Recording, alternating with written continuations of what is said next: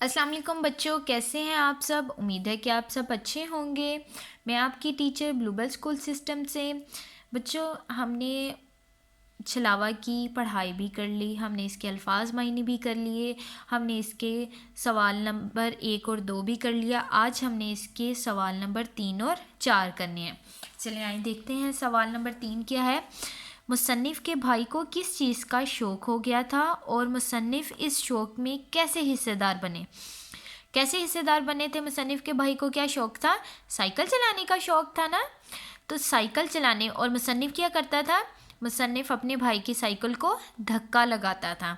कैसे लिखेंगे इसको? मुसन्निफ़ के भाई को साइकिल चलाने का शौक़ हो गया था और मुसन्निफ़ इस साइकिल को धक्का लगाकर इस शौक़ में अपने भाई के हिस्सेदार बने।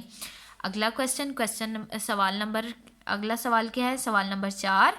छलावा दरअसल क्या चीज़ थी? क्या चीज़ थी छलावा? चुड़ैल थी क्या? नहीं।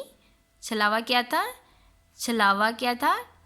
मुसन्निफ़ की ढीली पतलून थी।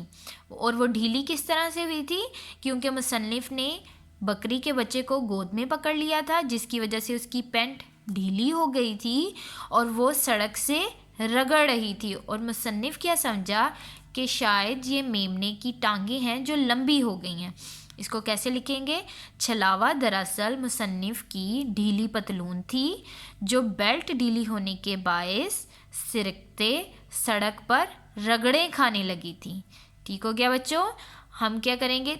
सवाल नंबर 3 और 4 अब आपने इसको याद करना है।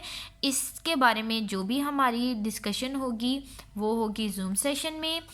Must join the zoom class में आया करें। जो भी आपकी प्रॉब्लम्स होंगी, जो भी आपके मसाइल होंगे, हम वहाँ पर इसको डिस्कस करेंगे।